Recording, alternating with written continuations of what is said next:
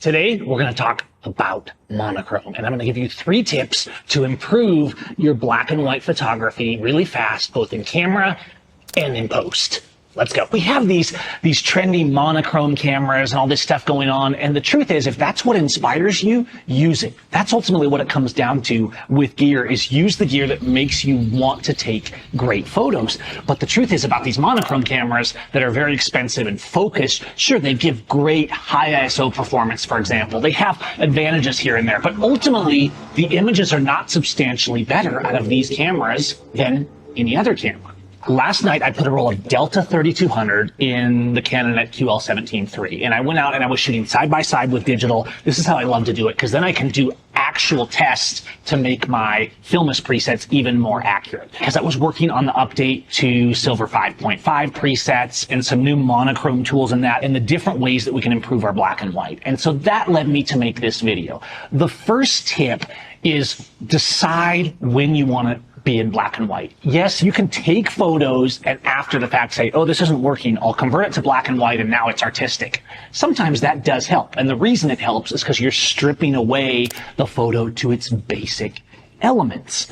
That said, it's far better if you decide. Maybe you're shooting the streets and you go out and you see the scene and you're like, oh, this isn't really working for me. The colors aren't bright. The sun's already set, whatever the case may be.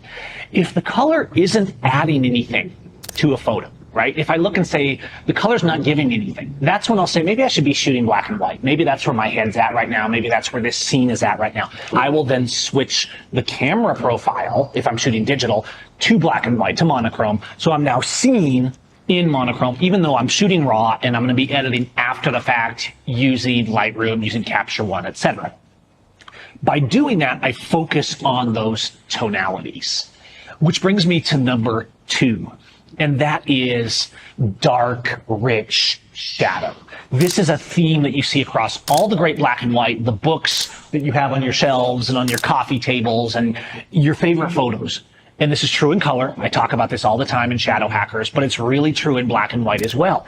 You need that rich shadow, and not this broken specular shadow that's not leading the eye anywhere. If you have specular highlights or specular shadows in a color image, those are going to still exist in a black and white image, and just converting to black and white isn't going to fix it. Look for smooth roll-off in shadows. Look for pools of shadow. Don't be afraid to turn that exposure compensation down and darken your scene, because by doing that, you create a contrast between the shadow and the highlight.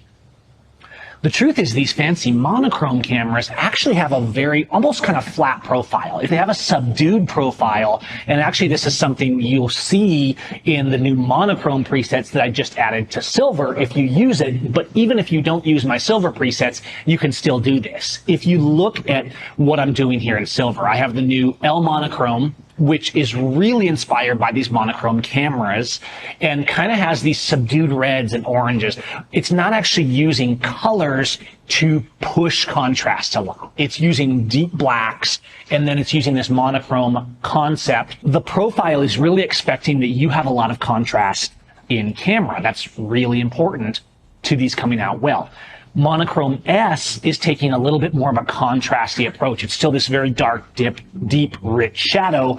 It brings this pop that's going to really help images, if you're in a more flat scene, really come out. If you use silver, play with these, but if you don't use silver, what I want you to look at is being really willing to pull down the curves a little bit darker and not always pushing up your color channels to the right.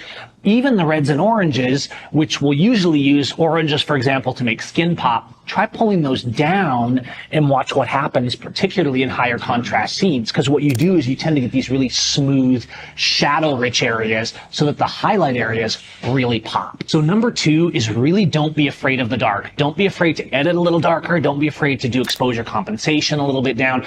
Don't be afraid to use presets and actions and things like that in post that will really let the darks be dark, the blacks almost pushing all the way into blacks so that the subject and the highlights can really be separated out. This brings me to number 3. Yes, you can shoot in JPEG with a monochrome or an Acros on a Fuji camera or whatever system you're using, but I'm always going to be shooting raw. I will switch to a monochrome mode so I'm seeing in black and white. But I'm always going to bring a digital file and edit that in post and try and make it really good. On this latest version 5.5 of Silver, and you can go to my site if you have my Silver presets, you can check this out. There's also some free ones you can download of Silver on my site. I'll put a link to those. You don't have to buy anything if you want to download some of my black and white presets. Your edit does matter. We talked about getting your shadow right and really seen in camera. Then when you come to editing, really go through, and this is why you should always be using presets or actions or something like that. They do not have to be mine. You can make your own. You can use whatever you want. But what I want you to see is as you go through, you take a black and white, you can take the same image and you can do more of a misty black and white, a high contrast, a low contrast, a lo-fi, a lifted shadows. There's all these variables, and you may have a visualization already here that you started in camera that you're going for. But going through and trying different things on a black and white, because it's all about the tone. So you try these different tone mixes and the way it affects your contrast, the way it leads the eye to your subject. Use your edit to make sure the eye leads to the subject, whether you're AI masking or presets or brushing or using grain, doing pictorialist effects. I'll sometimes go in and do emulsion and get kind of a platinum look, or I'll go to pictorialist actions and I'll do something a little bit more gritty and a little more intense, because it's not always about being sharp. A lot of times, especially with these new cameras and these monochrome cameras, we say, oh, it's so sharp, there's no grain, there's no noise. Well, guess what? Film had grain. The original black and white had grain, it had noise, it had imperfections. You can use whatever method inspires you, whatever camera inspires you, whatever film inspires you, and that's fine. Just don't get too locked into one thing. Get into those edits and experiment with those lights and darks. Bring those shadows in. Experiment with how you work with channels. Turn up the oranges, turn down the oranges. Do the same with the greens. Watch how this can radically affect the contrast in your scene. Play with the edit and don't feel like you have to drive all those sliders up and do tons of clarity and tons of contrast. The sharpest image does not mean the best image. The crispest image does not mean it has the most soul. Photos should have feeling, and black and white is all about tone and soul and feeling. And if you can extract that in whatever you're trying to capture, that is what really makes a great black and white image. I'll put links in the description for any of my stuff, or come to my Shadow Hackers workshop. I'll put a link so you can attend that for free in the comments, and we'll talk more about this and how it applies to not only black and white, but to color as well. The shadows and the nuance matters, and ultimately they will transform your black and white. All right, you guys, peace. We will see you on the next one.